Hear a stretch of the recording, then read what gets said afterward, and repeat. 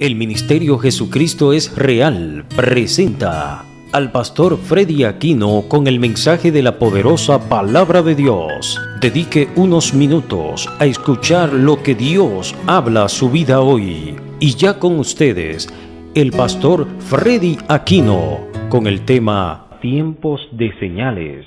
Mateo capítulo 24, vamos a tomar un fundamento aquí. Leemos y comenzamos en esta mañana a escuchar palabra del Señor. Amén. Leemos la palabra en el nombre del Padre, del Hijo y del Espíritu Santo. Amén. Dice: cuando Jesús salió del templo y se iba, se acercaron sus discípulos para mostrarle los edificios del templo. Respondiendo él les dijo: ¿ven todo esto? De cierto os digo que no quedará piedra sobre piedra que no sea derribada. Y estando él sentado en el monte de los olivos, los discípulos se le acercaron aparte diciendo: dinos, ¿cuándo serán estas cosas? ¿Qué señal habrá de tu venida y del fin del siglo? Respondiendo Jesús les dijo: mirad que nadie os engañe, porque vendrán muchos en mi nombre diciendo: yo soy el Cristo, y a muchos engañarán. Diga conmigo: a muchos engañarán. Y oiréis de guerras y rumores de guerra. Pero mirad que no os turbéis, porque es necesario que todo esto acontezca, pero aún no es el fin. Porque se levantará nación contra nación, reino contra reino, habrá pestes, hambres, terremotos en diferentes lugares, y todo esto será principio de dolores. Entonces os entregarán a tribulación y los matarán, y serán aborrecidos de toda la gente por causa de mi nombre. Muchos tropezarán entonces y se entregarán unos a otros, y unos a otros se aborrecerán. Amén. Padre, en el nombre de Jesús, te doy gracias en esta mañana por tu palabra, Señor, que ha sido leída. Yo te ruego, Dios, que en esta mañana nos hables,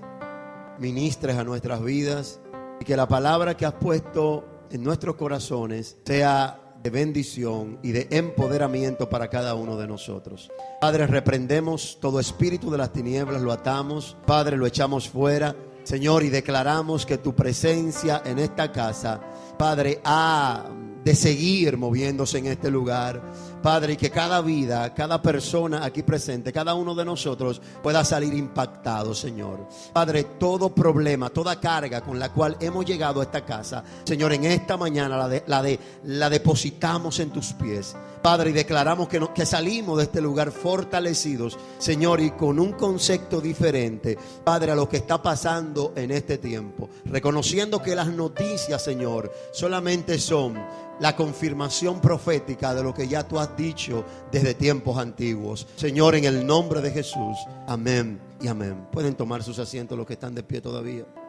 Yo quiero hablar acerca de 7 señales proféticas en los últimos tiempos. Diga conmigo: 7 señales proféticas. Ahora, no quiere decir que solamente hay 7 señales, hay mucho más. Pero hoy quiero tomar lo que Jesús dice en Mateo 24. Y aunque en otras ocasiones he hablado de Mateo 24, hay personas que están aquí que nunca quizás han escuchado lo que hemos dicho acerca de esto, y también una serie de elementos más que el Señor ha puesto en nuestros corazones para que podamos compartirlo y que puedan de verdad usted llevarse esta palabra y luego en su casa poder estudiarlo más detalladamente. Cuando nosotros hablamos de lo profético, lo que estamos haciendo es hablando del anuncio de Dios sobre los eventos futuros. No hay nada que pase en la tierra que primero Dios no lo diga. ¿Y qué nos permite a nosotros ver esto? O sea, ¿por qué tiene Dios que todo lo que va a pasar Él decirlo antes? Número 1, esto nos revela a nosotros el amor de Dios. Imagínese que usted vaya por un lugar, que ese lugar es altamente peligroso. Todo el que entra a ese lugar lo asesinan, pero cuando usted va llegando a la entrada de ese lugar, alguien que lo ve sale corriendo hacia donde usted está. No importa que él también recibe el daño, pero él quiere informarle que lo que está pasando allá adentro puede afectarle. Una decisión movida solamente por el amor. Diga conmigo: amor. Entonces, cuando Dios revela algo antes de que acontezca, esto nos permite a nosotros ver la manifestación de Dios sobre nuestras vidas. Amós capítulo 3 verso 7 dice que no acontece nada en la tierra que primero Dios no lo revele a sus siervos los profetas. Todo lo que va a pasar, todo lo que ha pasado en la historia de la humanidad, Dios utilizó una boca para decirlo. Cuando usted va al libro de Primera de Crónicas, Usted se encuentra con la historia de un hombre llamado Manasés. Manasés, dice la Biblia, que fue uno de los reyes más malos y perversos del pueblo judío. 55 años reinó en Israel. Pasó a sus hijos por el fuego. ¿Alguien sabe lo que es pasar a sus hijos por el fuego? Era que él alegremente tenía dioses, iba donde los dioses, y sus hijos pequeños se lo entregaba a los dioses para que fueran quemados. En el templo de Jehová levantó una estatua para que se adorase. Pero aún así Dios había determinado el juicio para este hombre y su descendencia por causa del pecado. Ahora, ¿qué hace el Señor? Antes de que esto acontezca, dice la Biblia, pero Dios envió profetas que hablasen a Manasés y a su pueblo para que se arrepintiese. Dígame usted si eso no es amor. Dios sabe que la humanidad está en pecado, que la gente se ha apartado de Dios, pero aún así Dios levanta voces proféticas en el siglo XXI para decirle a la gente que Dios lo ama, que Dios quiere salvarlo, que Dios quiere bendecirlo. ¿Alguien está aquí en esta mañana? Entonces, lo profético, que es el anuncio de Dios acerca de eventos futuros, nos muestra el amor de Dios. Cuando hablamos de los proféticos, no solamente hablamos de cosas que van a acontecer, sino que también hablamos de la revelación de la palabra del Dios que nos llamó. Ahora, hay una segunda cosa que nos permite ver las señales proféticas de los últimos tiempos, y es que nos permite distinguir a Dios de los dioses falsos. Escúcheme esto. El que Dios diga algo antes que acontezca nos hace a nosotros entender que Dios es el Dios verdadero, porque esto no lo puede hacer ningún otro Dios. Estamos aquí. Isaías capítulo 46, versos 9 y 10. Escuche lo que dice. Recuerden todo lo que ha pasado desde tiempos antiguos. Yo soy Dios y no hay otro. Soy Dios y no hay otro igual a mí. Yo anuncio desde el principio lo que va a pasar al final y doy a conocer el futuro desde muchos tiempos antes. Les aseguro que todos mis planes se cumplirán tal y como está escrito. Entonces Dios está diciendo, yo soy Dios y fuera de mí no hay otro. Y le voy a decir por qué. Soy Dios porque soy el único que tiene la capacidad de anunciar el fin en el ahora. Lo que está diciendo Dios, no, usted está muy serio en esta mañana. Lo que está diciendo el Señor es que Dios tiene la capacidad de decir lo que va a pasar mañana en el día de hoy. Nadie puede hacer esto, solamente Dios. Por eso Dios le dijo en una ocasión al pueblo de Israel, llámame a tus dioses, vengan y debatan junto a mí. Porque ¿quién de ellos puede decir lo que aconteció en el principio y lo que acontecerá en el futuro? Ninguno. Entonces las señales proféticas nos permiten ver que Dios es el Dios verdadero. Isaías capítulo 45, verso 21 dice, vamos ante el juez para ver si pueden responderme. ¿Quién anunció estas cosas mucho antes de que sucedieran? Fui yo, el único Dios, y no hay otro Dios fuera de mí. Porque yo solo tengo el poder para ofrecer justicia y salvación. Amén. Hay algo más que nos permite ver las señales proféticas, lo que Dios dijo en la palabra para el futuro, y es que nos permite ver nuestros corazones. Diga conmigo, nuestros corazones y nuestros caminos, y nos hace entender que debemos de arrepentirnos de nuestros pecados. Eso es. Ahora, ¿dónde dice esto en la Biblia? Vaya Primera de Corintios capítulo 14. Primera de Corintios capítulo 14, en el verso 24, el apóstol Pablo, hablando acerca de los dones y hablando del don profético, dice, pero si todos profetizan, si todos proclaman la palabra que ya Dios ha dicho, y entra a en algún lugar un incrédulo o un indocto, por todos es convencido y por todos es juzgado. Lo oculto de su corazón se hace manifiesto, y así, postrándose sobre su rostro, adorará a Dios, declarando verdaderamente que Dios está entre nosotros. Todo lo que está pasando ahora, cuando es declarado, cuando la iglesia lo enseña, cuando se habla de lo profético, de lo que Dios dijo y de lo que está aconteciendo y de lo que va a acontecer, esto, número uno, provoca en nosotros que nuestros corazones comencemos a escudriñarlos y a reconocer que necesitamos volvernos al Señor. Gracias por esos dos amenes. Ahora, en Mateo 24 hay varias señales que Jesús dejó. A Jesús le hicieron una pregunta, Mateo 24, verso 1. Los discípulos de Cristo estaban maravillados al ver el templo y la edificación del templo que Herodes había reestructurado. Y se acercaron a Jesús, Mateo 24, 1, Y dice, cuando Jesús salió del templo y se iba, se acercaron sus discípulos para mostrarle los edificios del templo. Es como que ellos estaban asombrados por el templo que ellos tenían. Estamos hablando de hace 2000 años atrás, cuando Jesús estaba caminando en Jerusalén y el templo todavía no había sido destruido. Ellos miraban las edificaciones como estaban. Escúcheme bien, porque Dios no va a hablar. Y cuando ellos miraban esto, estaban enseñándole a Jesús, como diciéndole, mira el templo, qué hermoso está. Pero la respuesta de Jesús en el verso 2, Él les dice, ven todo esto, de cierto os digo que no quedará piedra sobre piedra que no sea derribada. Ahora, esto causó en los discípulos una inquietud. Verso 3 dice, y estando Jesús sentado en el monte de los olivos, ellos se le acercaron aparte al Señor y le dijeron, maestro, dinos, ¿cuándo serán estas cosas? ¿Qué señal habrá de tu venida y del fin del siglo? Lo dice su Biblia así, ¿verdad? Entonces ellos le están haciendo al maestro 3 preguntas en una.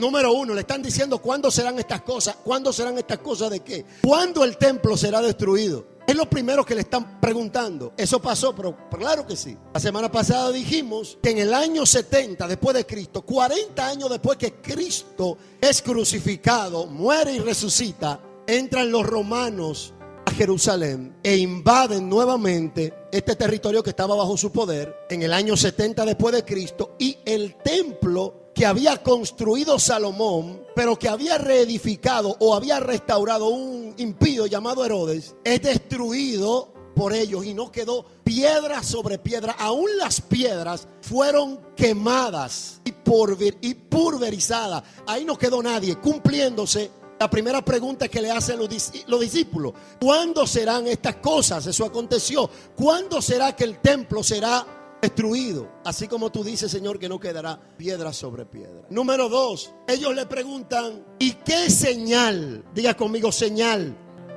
habrá de tu venida y del fin del siglo. La tercera pregunta. O sea, que las señales antes de su venida y el fin del siglo son 2 eventos separados. Escúcheme bien, por favor. No es lo mismo. Se lo voy a explicar más adelante, cuando nos toque hablar acerca de lo que va a pasar con la iglesia, quizás la semana próxima. Las señales antes de la venida y el fin del siglo son 2 eventos diferentes. Ahora, ¿cuál es la respuesta de Cristo? Ellos le están preguntando, Señor, ¿cuál será la señal de tu venida? Ellos tenían inquietud por saber lo que iba a pasar, y Jesús les responde y comienza a darle una serie de señales que se iban a manifestar como resultado del acercamiento de su segunda venida. Verso 4, Jesús le dijo, mirad que nadie os engañe, porque vendrán muchos en mi nombre diciendo yo soy el Cristo, y a muchos engañarán. La primera señal que Cristo le habla a sus discípulos en la intimidad es que habrá mucha gente que se van a levantar diciendo yo soy el Mesías, yo soy el Cristo. Ahora, lo que nos debe a nosotros llamar la atención no es eso. Lo que nos debe llamar la atención es que dice la Escritura que engañará a muchos. Ahora, ¿se está eso cumpliendo en el tiempo actual? Pero claro, te voy a decir esto. En el año 1997 hubo un político llamado, escúcheme el nombre porque es japonés. Oye, ¿cómo se llama? Masayoshi Mizuo. Él fundó un partido mundial de la comunidad económica sobre la base de la convicción de que Él es Dios y es Cristo. Y Él dice, está vivo todavía, usted lo puede buscar, que Él hará el juicio final, pero dentro del sistema político. En el año 1946 nació un hombre llamado José Luis de Jesús Miranda, puertorriqueño, usted lo conoce, murió de cáncer en estos días. En el año 1973 se proclamó Jesucristo hombre. En el año 1969 se proclamó un astrólogo brasileño llamado Henri Cristo. Ese es un sinvergüenza, hermano. Él se dejó crecer la barba como Cristo. Porque no es que Cristo tenía barba, sobre el Cristo que nos han presentado las tradiciones. Déjeme retirar eso. Sobre lo que nos presenta la tradición. Es como una foto y él dice que es el Mesías. Estamos hablando de cosas recientes. Abra su oído y abra su espíritu. Él se considera el Cristo. Sergio Torov, que nació en el 61, que era un ex policía ruso, también se autoproclamó llamarse el Cristo. Oscar Ramiro Ortega en el año 2011 disparó 9 tiros con una AK-47 en la Casa Blanca y se llamó y pretende decir que es Jesucristo, y dijo que fue enviado a matar al presidente Barack Obama. Yo no sé qué Cristo es este, un Cristo asesino. Alan John Miller en el año 1962 nace este hombre. Él era un ex testigo de Jehová. Él afirmó y afirma ser el Jesucristo reencarnado. Ok, lo que le estoy diciendo a ustedes es que Jesús dijo que en los últimos tiempos, estoy hablando de eventos recientes, porque yo tengo datos de muchos años atrás de personas que se han autodenominado llamarse el Cristo, pero estoy hablando de lo más reciente. Cristo dijo: muchos vendrán en mi nombre y dirán que yo soy el Cristo, y a muchos se engañarán. ¿Cómo lograrán engañar a las personas? Número uno, haciendo lo que ellos están haciendo, autoproclamándose. Por ejemplo, José Luis de Jesús Miranda se proclamó el Cristo en el año 1993, ¿verdad? Y usted sabe cuántos centros de Creciendo en Gracia él dejó antes de morir en el mundo. 700 centros de gente que iba a congregarse y a adorarlo a él en 25 países diferentes. Estaban engañados. Lo que me está diciendo el Señor es que la primera forma de engaño es cuando ellos se autoproclaman llamarse el Cristo. La gente le cree. No todos, pero siempre hay un grupito que va a ser engañado. Número 2, ¿cómo lo lograrán? Jesús lo dice en Mateo capítulo 24. En el verso 24 Jesús dice que hay una segunda forma de cómo usted o cómo los hombres serán engañados. Porque se levantarán falsos cristos, dice él, y falsos profetas, y harán grandes señales y prodigios de tal manera que engañarán, si fuere posible, aún a los escogidos. Escuche esto. Número 1, ¿cómo es que lo engañan? Cuando se autoproclaman. Y número 2, habrá un momento donde se les dará la autoridad para hacer milagros. Y eso no ha entrado todavía en el anticristo. Le voy a hablar dentro de 1 o 2 semanas de este personaje. Pero estoy hablando de aquellos que se llamarán y se autoproclamarán ser el Cristo. Entonces la primera señal profética es que muchos van a venir diciendo: yo soy el Cristo. No crea a eso. No corra detrás de los que se llaman Cristo, porque Dios da las pautas y las claves para que la iglesia determine cuándo será su venida. Cristo levantará a su iglesia. Alguien tiene que decir amén hoy. Número 12, Jesús le siguió contestando y le dijo: ustedes van a oír de guerras y de rumores de guerra, pero no se turben, porque aún no es el fin. Lo que está pasando es que las guerras que están pasando no son el fin, solamente son una señal. Y las señales, como decíamos hace varias semanas, lo que son un indicativo. Dios nos está diciendo algo con esto. Todavía no es el fin. No, todavía no. Las señales nos están diciendo algo. Las guerras nos están diciendo algo. Ahora, en los últimos 100 años, ¿qué ha pasado? En el año 1914, ¿qué pasó? La Primera Guerra Mundial, hasta el año 1918, 9 millones de muertos. Eso es mucha gente. Ahora, en el año 1939, ¿qué pasó? La Segunda Guerra Mundial, 50 a 70 millones de muertos. Eso es muchos muertos, solamente provocados por la guerra. Las guerras de los últimos 100 años, esto usted lo sabe porque se lo he dicho antes, las guerras de los últimos 100 años han dejado más muertos que todas las guerras juntas anteriores, según algunos estudiosos de la historia bélica. Eso es muy serio. Entonces lo que me está diciendo el Señor es que estamos viendo algo que nos está diciendo que la palabra del Señor se está cumpliendo, ¿sí o no? Ahora vámonos al día de hoy. Al día de hoy usted se va a Medio Oriente y usted se da cuenta que hay más de 42 conflictos bélicos entre etnias, entre pueblos que están peleando continuamente, dejando niños en la orfandad, asesinando niños, muriendo personas inocentes. Algo increíble. Los reto a que usted y yo comencemos a ver esto. Ucrania, una guerra interna. Siria, en guerra. Israel con los palestinos. Estamos viviendo tiempos difíciles. Entonces, Jesús habló de una segunda señal. Habló de guerras. Número 3, Jesús le dijo: no solamente habrá guerras y rumores de guerra, sino que habrán pestes. Diga conmigo pestes. ¿Qué son las pestes? Las enfermedades. Hay una enfermedad reciente que mucha gente está temblando, aunque no es que nació ahora, sino que ya tiene muchos años, pero ahora fue que es el ébola. Todo el que contrae el ébola tiene un 90% de posibilidad de morir. O sea que las expectativas de vida son pocas. Pero ¿qué decir del SIDA, el cáncer, la diabetes, de las enfermedades cardiovasculares? ¿Qué decir la gripe estacionaria. Sencillamente, la gripe que a usted y a mí nos da. Esa gripe mata 100,000 personas al año. Esa gripe, 100,000 personas al año. Entonces, lo que el Señor me está diciendo es, sin contar las enfermedades de los últimos 100 años, la fiebre bubónica en España, ¿verdad?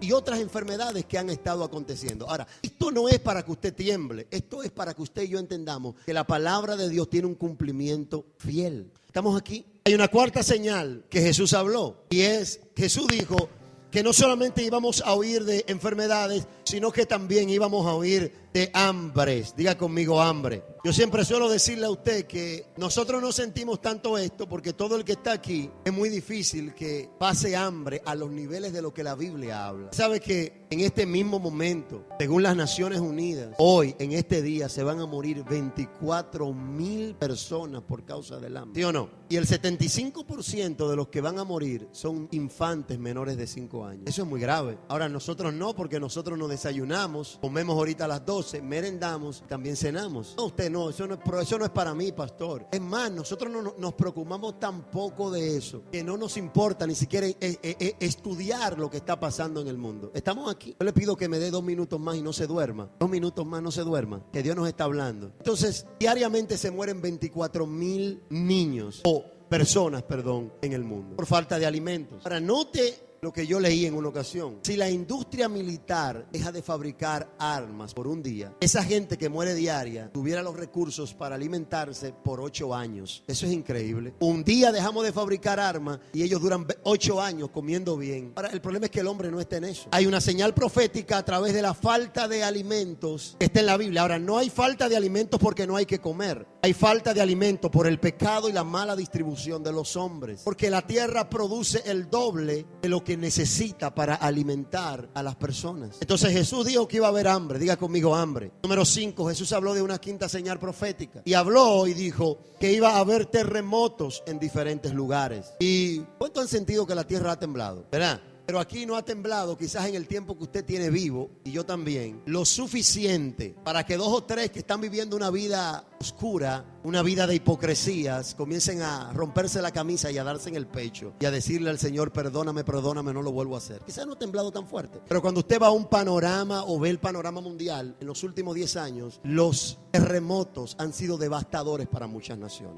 Note lo que pasó en Haití y mirémonos en ese espejo. Hace apenas 4 años, 316,000 muertos, 350,000 heridos, 1.500 millones de personas quedaron sin hogar. Toda la infraestructura, el centro de Haití fue golpeada y derribada. Sin embargo, nosotros estamos tranquilos, no está pasando nada. En el 2010 en Chile hubo un terremoto 8.8 en la escala de Richter. Eso es como una bomba nuclear. En Chile, tiene más experiencia con el tema de los terremotos, en ese año solamente murieron 525 personas y 7,500 personas heridas. Pero en el 88 hubo un terremoto en Armenia soviética. ¿Cuántos murieron? 50,000 personas. Lo que me está siempre ha habido terremotos y guerras desde que se arrancó el mundo y entró el pecado. Ahora, lo que yo quiero que usted entienda es que Jesús dijo, la generación que vea mis señales será la generación que lo oiga y que lo vea. Los discípulos no podían saber en su época que en Armenia soviética o que en Chile iba a haber un terremoto porque no tenían la ciencia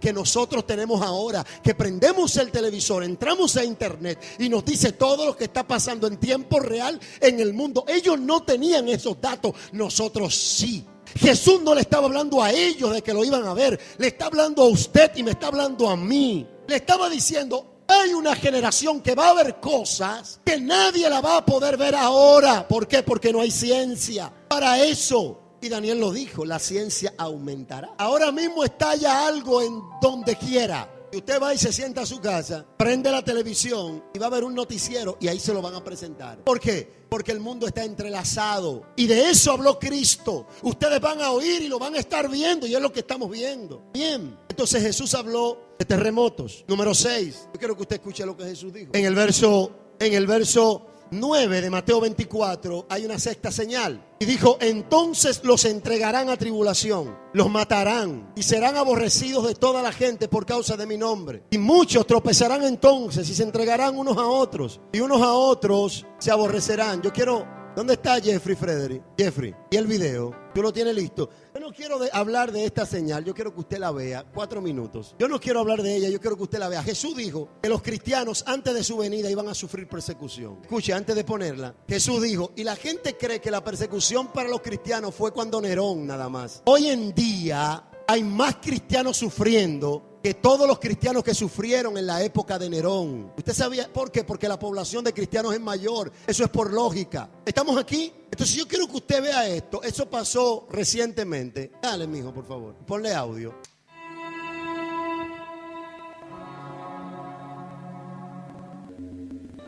Siempre supe de la persecución a pastores y misioneros a lo largo de todo el mundo. Pero no fue hasta hace muy poco que mirando un video pude comprender las dimensiones que esta tenía. Al transcurrir los primeros instantes, comprendí enseguida cuál era el mensaje del video. Y al ver a estos hombres de Dios siendo golpeados por causa de su fe, me vino una sensación terrible por dentro. Nunca presencié una golpiza así, ni siquiera he visto la muerte de una manera tan violenta. Sabía que esto pasaba, pero verlo en imágenes, eso es muy distinto y en verdad no lo puedo explicar. Al mirar dentro de nuestras iglesias, me asombra la forma en la que admiramos a ciertas personas por su habilidad de cantar, de tocar un instrumento, por haber escrito un libro. Me asombra la manera en que los admiramos convirtiéndolos en nuestros héroes, en nuestros ídolos, cuando en verdad estos son los que son semejantes a Cristo.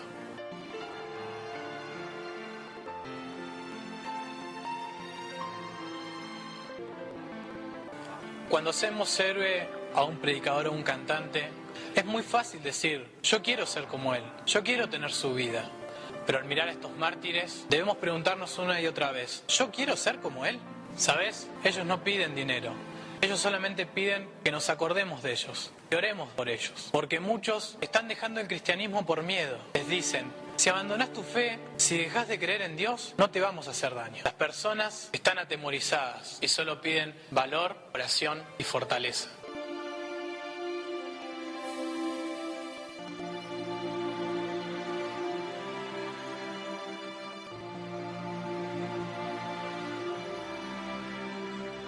No sé qué ocurre en tu cabeza al ver estas imágenes, pero lo que ellas están pidiendo es que canalices todo eso en la oración hacia estos hermanos perseguidos. Me escuchaste hablar por 2 o 3 minutos. ¿Podrías orar los próximos 2 o 3 minutos por los hermanos perseguidos? ¿Orar seriamente por ellos? Gloria a Dios, gloria a Dios. ¿Lo vieron? Eso está pasando. Usted, yo quiero, mijo, que me acompañes. Ven, tócame un poquito. Usted vio, lo están quemando vivos hoy.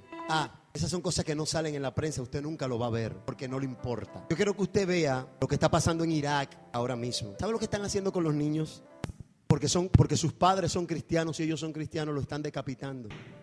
Literalmente le están cortando la cabeza. ¿Y sabe lo que están haciendo? Le están poniendo... Señores, no pierda su tiempo en novelas. No pierda su tiempo en cosas que no tienen valor. Comience a ver lo que está pasando en el mundo. ¿Sabe lo que hacen? Pero usted dice, eso está muy lejos, eso no me va a tocar. Jesús dijo, en algún momento vamos a ser perseguidos. El reino de las tinieblas lo odia a usted. Eso es cierto. Pero lo bueno es que nosotros estamos sirviéndole al Dios que dijo, yo estaré con ustedes todos los días hasta el fin. Los verdaderos héroes no son los cantores bonitos que se paran en plataforma y la gente se derrite, parecen idólatras. Esos no son los héroes. Los héroes son aquellos que están entregando su vida, le están diciendo, niega tu fe y no te matamos. Y ellos dicen, no lo haré. Uno de los discípulos de Juan, el teólogo de Juan, uno de los discípulos de Cristo, llamado Policarpio, le dijeron, niega a Cristo y no te vamos a quemar. Y él dijo, no puedo negarlo porque tengo 84 años sirviéndole y nunca me ha hecho nada malo. Esos son los verdaderos héroes. Y Jesús dijo que esa era una señal antes de su venida. Eso está pasando.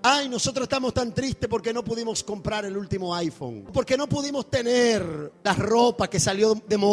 Estamos tristes, llorando por eso. Cuando a ellos los están asesinando por solamente decir que aman a Jesús, por solamente decir que aceptan a Cristo. ¿Sabe lo que están haciendo en Irak con las mujeres? Los que hablan de guerra santa, los musulmanes, los que le sirven a Mahoma, las violan y luego las asesinan. ¿Sabe lo que hacen con los hombres? Las matan, los matan públicamente, los crucifican. Las iglesias las queman. Nunca en toda la historia del evangelio se había perseguido la iglesia como ahora. Señores, hay que salir. Esos tiempos son buenos cuando de recordar lo que pasó cuando los cristianos tenían que hacer su culto abajo de la tierra y todo lo demás, cuando eran torturados por el imperio romano. Pero esa época pasó. Estamos en el ahora, y en el ahora los que les sirven y aman a Dios también están padeciendo. Y la gente no quiere ver que lo que está pasando es real. Está pasando, seguirá pasando. Esto no se detendrá hasta que Cristo venga y levante su iglesia, hasta que el Señor venga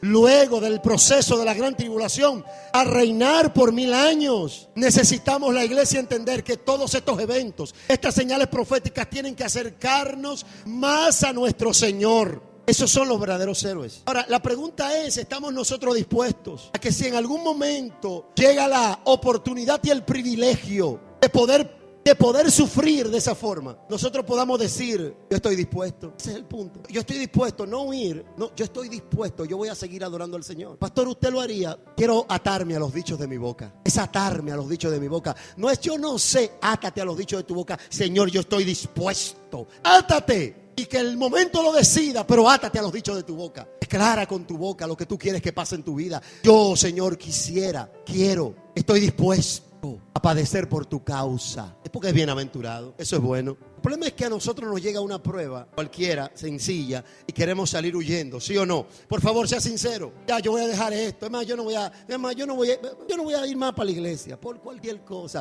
Pero a ellos le están dando garrotazos. Palo, niégalo. Y ahí, con los dedos partidos, no vamos a negar a nuestro Señor. Mírelo ahí, yo no me lo estoy inventando. Quemándolos, niéguenlo. Y ellos, no lo vamos a negar. Oh, porque ustedes podrán destruir este cuerpo, pero el alma, mi espíritu, están asegurados en las manos de Dios. El diablo podrá meterte en un proceso y en una prueba, pero nunca te robará la vida eterna. El diablo podrá meterte o podrá hacerte pasar por momentos difíciles, o querrá crearte alguna situación difícil, pero nunca podrá arrancarte de las manos del que te llamó. Entonces necesitamos a la juventud, los hombres, las mujeres, necesitamos armarnos de valor. Esto se va a dar, se está dando y se seguirá dando. ¿Usted cree que todos estos movimientos son casualidad? Todo lo que está pasando en el mundo es casualidad. El diablo odia a Israel y odia a la iglesia. Pero eso no es para que usted tenga miedo, porque ese también es su enemigo. Y aquí estamos luchando. Y esto es, Pablo dijo, tu lucha no es con carne y sangre. Y la lucha no es igual que el boxeo. ¿Usted sabía eso? Porque en el boxeo usted pelea y de repente cuando pasan unos minutos, pam, le suena la campana y usted se va y le echan agua y usted descansa. Pero en la lucha no. En la lucha, desde que usted sale al ring, eso es golpe hasta que uno gane. Y Pablo dijo, lo tuyo no es un boxeo ni un karate, lo tuyo es una lucha. Desde que te metiste al ring vas a estar luchando. Pero tienes que saber que hay uno que está a tu favor, que es más poderoso que el diablo, que los demonios, que el mundo. Ahí está el punto. El Señor nos está diciendo, eso está pasando. A muchos lo van a aborrecer. ¿Por causa de quién? Por causa mía. Porque el mundo quiere vivir sin la oposición de Dios. Y la oposición de Dios sobre las armas y sobre los planes del diablo es la iglesia. Porque el mundo dice, el matrimonio homosexual no es nada, pero ahí se levanta la iglesia y dice, eso es pecado. El mundo se levanta y dice, no, los jóvenes pueden usar droga, pero Dios dice, eso te va a matar y te va a llevar al infierno. Entonces la iglesia es la pared de Dios en la tierra. La iglesia es la sal de Dios en la tierra, en lo que preserva, en lo que ha evitado que esta nación se desplome.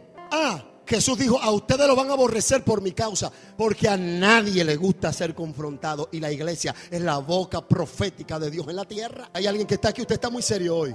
Entonces, hay una sexta señal, Jesús lo dijo, ustedes van a ser perseguidos. Y ahí lo estamos viendo, 262 millones de cristianos están padeciendo persecución. Por lo menos dediquemos 3 minutos a orar por ellos. ¿Cuántos sabían que eso era así, a ese nivel? 4 o 5 personas. Pero fíjate, hay una sexta señal y cierro con esto hoy. Y es que íbamos a estar viviendo como en los días de Noé. Si usted quiere saber cómo eran los días de Noé, usted va a ir a Génesis capítulo 6 y lo va a leer. Léalo usted.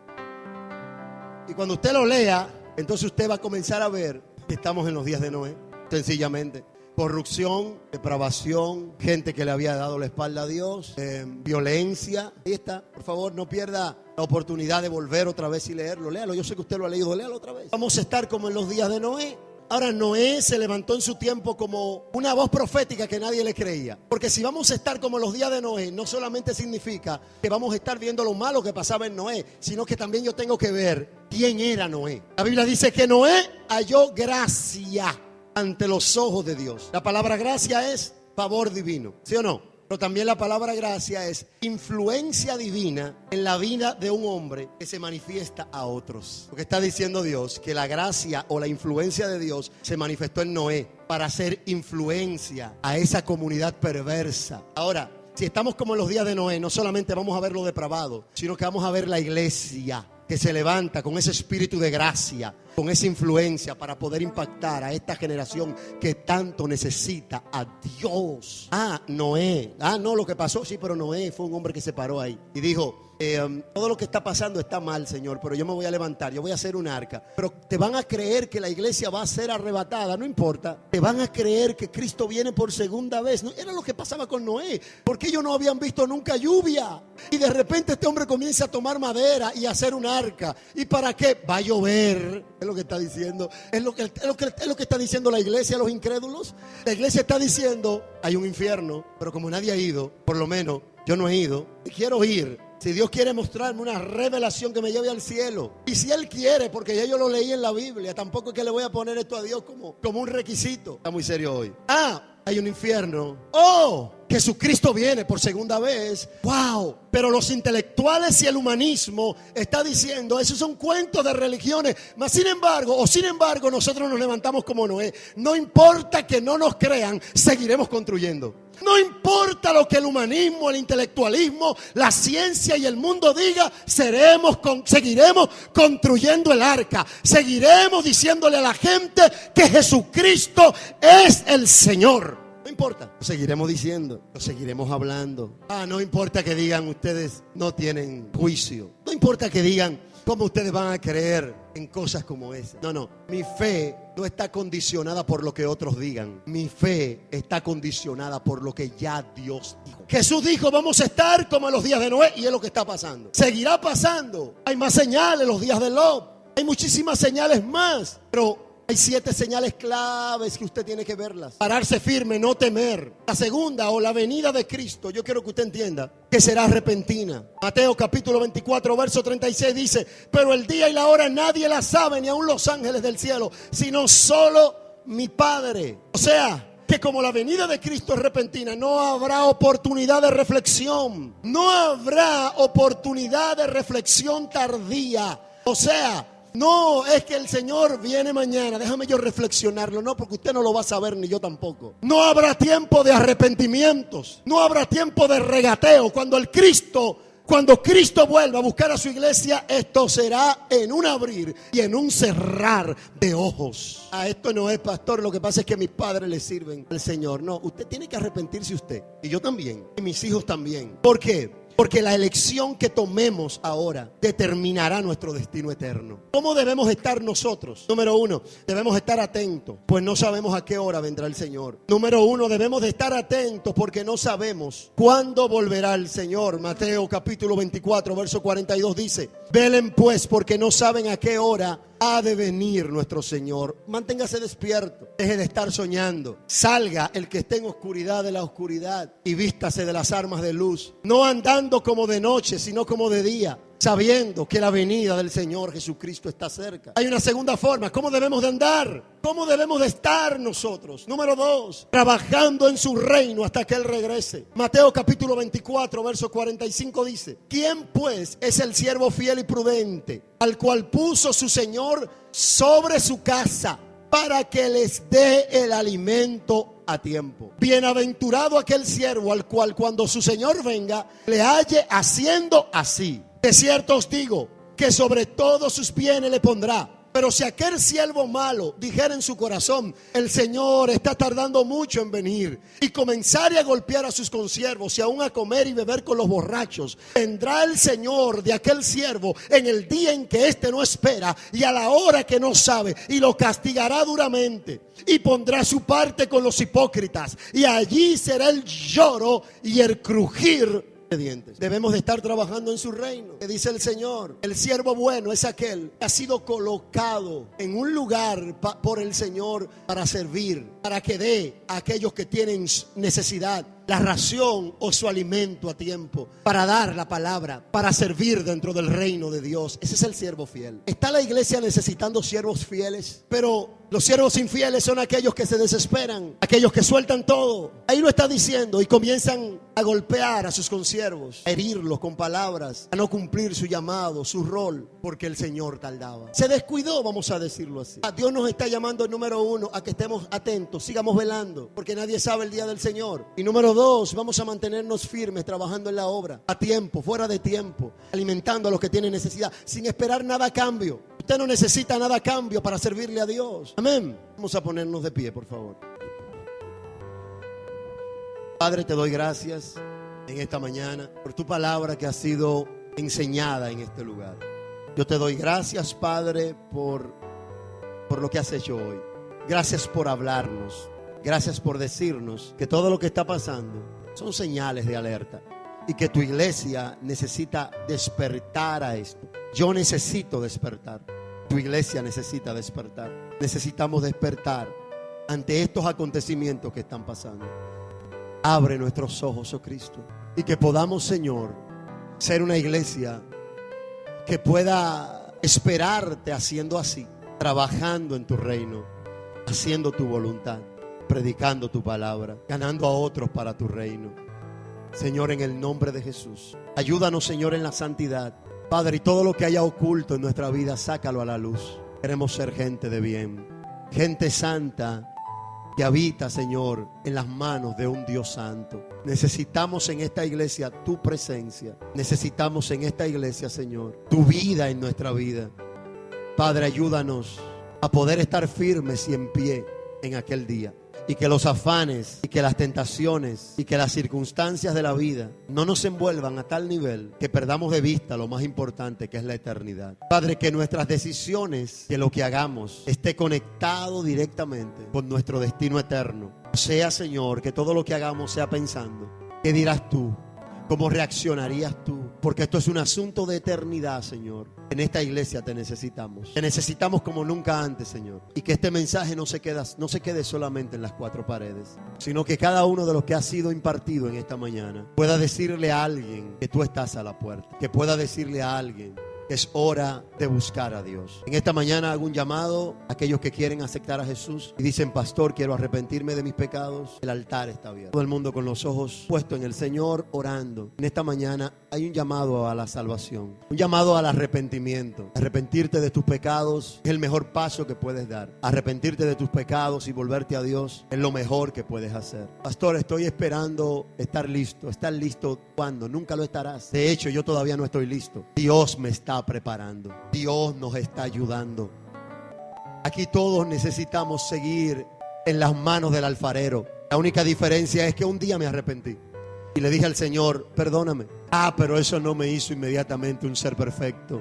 Lo único que me hizo fue un ser que comenzó a reconocer que necesitaba a Dios. Es la propuesta de Dios para ustedes en esta mañana. Dios quiere obrar en tu vida.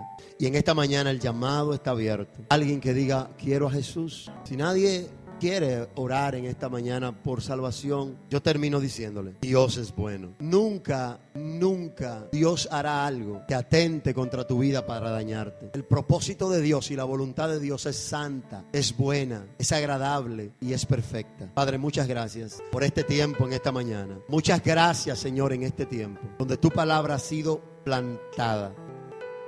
En el nombre de Jesús.